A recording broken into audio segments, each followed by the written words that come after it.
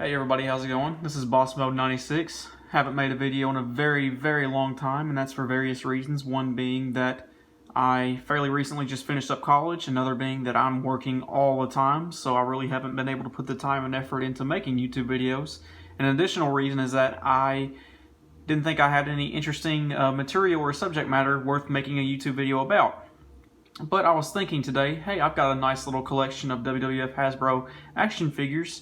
I might as well show that off. I think some people will get some enjoyment out of seeing what I have so far. So without further ado, I'd like to show y'all what I have.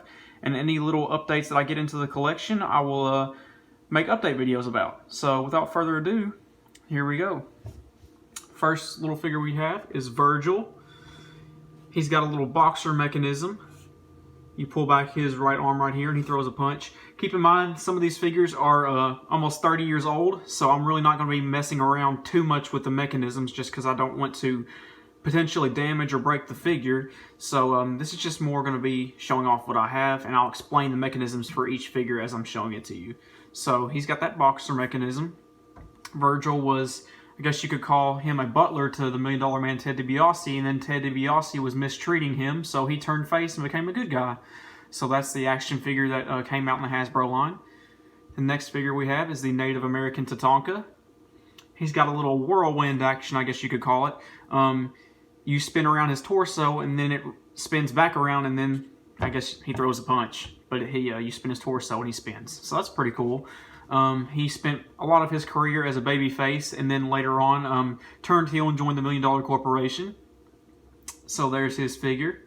Next figure we have is the Repo Man, Barry Dorsall. Interesting little factoid about him is he initially was Demolition Smash. He was part of that tag team that won the tag team championship several different times. Later on in his WWF career, he became the Repo Man, which is basically, I guess, a little burglar kind of gimmick. And he would go around repossessing other wrestlers' items, like he stole the Macho Man's hat. Very entertaining character and a very interesting figure. You press down on the back of him right here, and he has a little jumping mechanism and it makes him jump and attack his opponent. So that's his figure. Very nice. Next figure we have here is Rowdy Roddy Piper. God rest his soul. Heck of a wrestler, heck of an entertainer. He will be missed. I love his action figure though. Just the detail that was put into it, the t-shirt and the kilt and everything. He has a little uppercut mechanism. You pull back on his right arm right here, and he throws a little punch. Oh! Fell over. So yeah, that's Rowdy Roddy Piper. Next figure we have here is Hacksaw Jim Duggan. He's got a little overhead slam mechanism. You lift up on his arms and he slams his opponent down, as you can see. Don't have the 2x4, unfortunately. Wish I did. Okay, so the next figure we have is going to be Greg the Hammer Valentine. Definitely seen some better days. You can see he's got some wear in the face right there. Some of these figures I've had for upwards of 15 years, and they've been around since 1990, so about 30 years. So he's definitely been in better condition, seen better days, but I enjoy this figure. And if you pull back right here, he's got a little clothesline mechanism. I'm not going to do that because I really don't have a whole lot of room to work with since these are sitting on top of my cabinet. But he's got a little clothesline mechanism. And next to him, we have his tag team partner for an extended amount of time. It was the Honky Tonk Man. The Rhythm and Blues tag team right there. And much like with Greg the Hammer Valentine, he's seen better days. Got some face wear right there. I've had this guy for every bit of 15 years. And his mechanism does not work and did not work when I first got him. So I think he threw a punch, had some sort of uppercut mechanism. I'm not really sure, but it's never worked for me. Still a very nice figure to look at. Love the detail that was put into his suit. So yeah, very nice figure. Next figure we have is Superfly Jimmy Snuka, or Snuka, however you say that. But he's got a little springer mechanism like the Repo Man, where you press down on the back and he jumps. Got that little gesture that he did all the time. Very nice looking figure. Got a crazed sort of look in his eyes. Next figure that we have is Jacques Rougeau, the Mountie. Very nice looking figure here. The only thing about him is his mechanism does not work. I bought him when I was a newbie on eBay and really didn't look into the product details and listings. and just jumped at an item when I saw a good price. So I bought him for probably about $7 thinking it was just a great deal and didn't really look into the item description. I would have figured out that his mechanism doesn't work. So that's totally not the seller's fault. That's my fault that I didn't look into that more. But his mechanism is broke. He had an overhead slam mechanism, but still very nice looking figure. I love the detail in his face and the hat and just the figure overall. Okay, so the next one we have is the Berserker, John Nord. Very interesting figure, very interesting gimmick. He would shout "Huss" all the time when he was wrestling, and his finisher was just to throw opponents over the top rope. Very bizarre character. He has an overhead slam mechanism. Love the helmet. And if he comes with a cloak initially, like the box figure came with the cloak, and if you can find that figure complete with the cloak, it's worth a whole lot of money. So the next figure we have here is Doink the Clown. One that definitely stands out in this collection due to the fact that he's a clown and he's got that funky looking green hair. Makes him very unique. Got this figure when I was about 8 years old, and me being an ignorant 8-year-old who just wanted to play with the figure, I got it as a packaged figure that was in the card, and I took it out and started playing with it because I really didn't understand that these figures were collector's items. But what do you expect? It's an 8-year-old. An 8-year-old is going to play with toys. So I took it out, played with it for about 10-15 minutes, and then his mechanism broke. So it's been broke ever since. But he had an uppercut mechanism. Still a very nice figure, one that I'm very proud to have in this collection. One that demands a lot of money if you get it in working condition. Next figure we have here is the Ultimate Warrior. Very nice looking figure. I think this is the second one they put out in the Hasbro line for the Ultimate Warrior. They had the first one who had the Springer mechanism, but this has the Gorilla Press mechanism. I just love the sculpt on this figure. Very high in detail. Accurately depicts the Ultimate Warrior's physique. He was a ripped dude. Love the face paint. Love the paint on the tights and just all the detail that went into it. So it's a very nice figure. Next one we have here is Papa Shango, who later became the Godfather. Love the face paint on this figure, just the detail in general. You got the tattoos on the chest and the left arm. He's got a boxer mechanism. You pull back that right arm and he throws that punch. Just a very neat looking figure. Papa Shango was a very interesting gimmick that scared a lot of little kids back in the early 90s.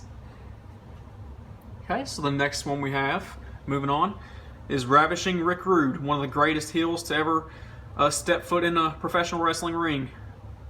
Just the epitome of arrogance, thinking he was better than you, thought he was better looking, had a better physique. Just a all-out arrogant dude. But a heck of an entertainer and a heck of a wrestler. God rest his soul. But he's got the headlock mechanism where he puts his opponent in a headlock with that right arm, and then he can throw a punch with that left arm if you just pull back on it. Got some face wear there, but still a very nice figure. I think this is a Series 1 figure, so this is one of the first ones that came out. Alright, so the next one we have here is the $1 Million Man, Ted DiBiase. He's got a uppercut mechanism where you pull back on the arm on the right, and he throws that punch. One of the great heels of the late 80s and early 90s. That laugh is iconic. Everybody remembers that laugh in the $1 Million Rap. Okay, so the next one we have, which I got very recently, is Skinner, Steve Kern. Another very interesting character that was very short-lived, only in the WWF for about a year or so. But still a very great figure. I'm very proud to have this one in my collection. One of my favorite mechanisms out of a Hasbro figure. I'll go ahead and show you this one just because it's easy to do. Press down right here and his feet go down. And his arms start flailing. I thought that was really cool. So there's Skinner. Next one we have is Erwin R. Shyster. Now that I think about it, I should probably switch these two so IRS is beside the $1 Million Man because they were tag team partners for the longest time. But IRS has a stomper mechanism. So you pull down on this right arm right here, and then he stomps. So that's his mechanism. Interesting little factoid about IRS is he is Bray Wyatt's father, Mike Rotunda. Okay, so the next one we have here is the Big Boss Man. Showing his opponents what it's like to serve hard time. And he Has a little overhead slam kind of mechanism as well. He's one of the Series 1 releases, so he's an early figure. Very nice. I think they released a later version of him in one of the later lines. But yeah, there's a Series 1 version of him. Okay, so the next couple figures I have are a tag team. We've got the Bushwhackers, Luke and Butch. These are also some of the earlier figures I had in the collection. You can see they're not in the best condition. Got some face wear there, but very nice figures. One of these guys, I think it's him. So that's Luke, I believe, and Butch is on the left right there. This is Luke. You pull up on his right arm, he does a stomp mechanism. Or he has a stomp mechanism, excuse me. And then on him, you pull up that right arm, that left arm goes down, then comes up and throws a punch. Or you can do it the other way too. Those arms go back and forth. Very neat figures. Okay, the next couple of figures are a tag team as well. We got Demolition, we got Smash on the left and Axe on the right. Axe has a gorilla press mechanism where you lift up his arms and he slams his opponent. Then you've got Axe, and Axe has got that uppercut mechanism where you pull back on the right arm and then he shoots that arm up and throws that punch. He's the man who would eventually become the Repo Man. Unique in that he has two different Hasbro figures for two different gimmicks in the WWF. I'm not sure if anybody else can say that. Moving on. One of my favorites in the series, probably one of my top 2 or 3 favorite wrestlers of all time, The Undertaker. This is his first ever action figure. One of the earlier ones I've got too. I've had this for probably 15 years. So you can see there's some paint wear there. Very old figure, but a very neat figure. I love the head sculpt with the hat and the eyeshadow that he used to wear way back in the day, and the gray gloves. Just a very neat figure. He's got that clothesline mechanism where you pull back on the right side of his body and he throws that clothesline. Next one we have is Jake the Snake Roberts. One of the most diabolical heels in the history of wrestling business. Could cut a promo unlike anybody else. Jake was one of my all-time favorites. It's good to see that he's battled all his demons and become a better person. I'm really happy for him. But this is a nice figure here. I got some discoloration in the paint. The right arm and the chest are different from the left arm and the face, but I guess that's to be expected with time. But he's got a boxer mechanism as well. You pull back on that right arm and he throws a punch. Master of the DDT, Jake the Snake. Next one we have is the Nature Boy, Ric Flair. Woo! You can see the intensity in that head sculpt right there. He's got a crazy look in his eyes. He's got that same mechanism as Ravishing Rick Rude. He's got that headlock mechanism where he grabs the opponent with his right arm and he throws that punch when you pull back that left arm. Very neat looking figure. Next one we have is Hulk Hogan. I believe this is the first Hasbro figure I ever received as a gift as a little boy. He's got the bear hug mechanism. I'm not sure if this one was released first or this one was released first, but I know they were released pretty much back to back in a consecutive series. But we've got the bear hug right here, and now we've got the gorilla press Hulk Hogan. He's got 2 different shirt designs there. Very cool. He's got a whole bunch of different Hasbro releases. I think he's got 3 official ones, and then he's got the mail away, so he's got 4 different Hasbro figures. I could be mistaken, he might have even more, but I know he's got at least 4. Very nice looking figures there. Next to him, we have his best friend who he brought into the wrestling business. We got Ed Leslie, Brutus the Barber Beefcake. Another Series 1 figure, very nice. See some paint wear because I've had him for a very long time. Very old figure, pushing 30 years old. He's got that Springer mechanism where you press down on his back and he jumps. And he's got that arm in the position ready for the sleeper hold. Next one we have is the Texas Tornado, Kerry Von Erich. He's got the tornado mechanism, I guess you could call it. You pull his body that way and then he spins back around. He's got the same mechanism as Tatanka. Very neat and very fitting since he was a Texas Tornado. But Kerry Von Erich was a great wrestler, won many championships. May he rest in peace. Next figures we have are another tag team. We got the Rockers with Shawn Michaels and Marty Jannetty. Shawn's on the left, Marty's on the right. Marty's seen some better days, got some face wear there. But Marty, if you pull up on his arms, he stomps, both feet stomp. That's his mechanism. And then Sean's got the Springer mechanism where you press down on the back of him and he jumps up.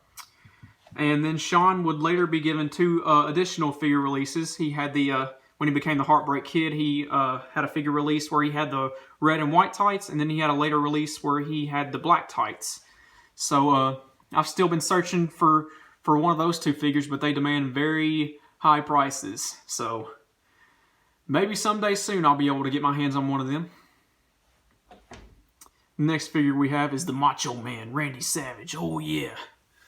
He's got the overhead mechanism where he slams his opponent down. Famous for that diving elbow drop. Excuse me. And he did all the WWF Hasbro commercials back in the day. High energy guy, one of the most marketable superstars of all time. Very entertaining to watch. Next one we have here is Typhoon, which I got very, very recently. Very happy with this figure. He's got the overhead mechanism where he slams his opponent down.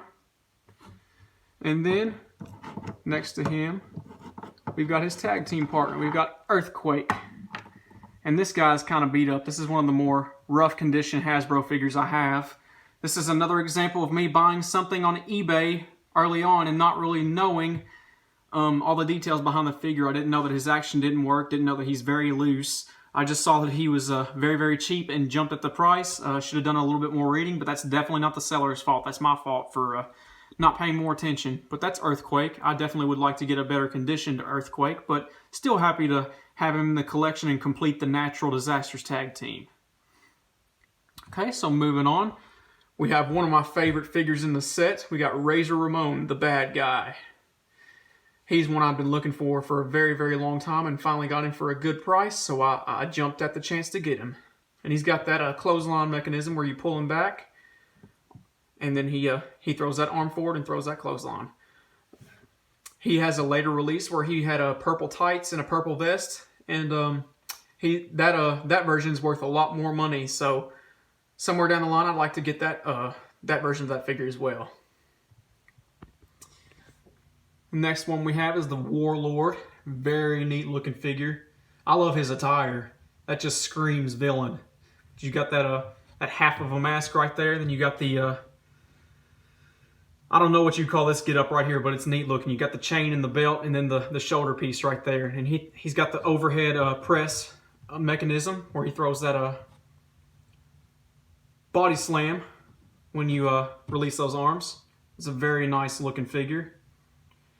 And last but not least, in my ever-growing collection, we have the Beast from the East, Bam Bam Bigelow. Great looking figure. I just got this in and I'm so happy with it. Probably my favorite one in the series to date. Just very, very happy with this this figure. He has an overhead slam mechanism where you lift up these arms and then he slams his opponent down. Rest in peace to Scott Bigelow. He was a heck of a wrestler, very agile for a 350-pounder. And as a bonus, the person I bought this off of sent me the backer card to the figure. So I have the original backer card too. Obviously damaged from pulling the figure off the card, but I thought that was very, very neat.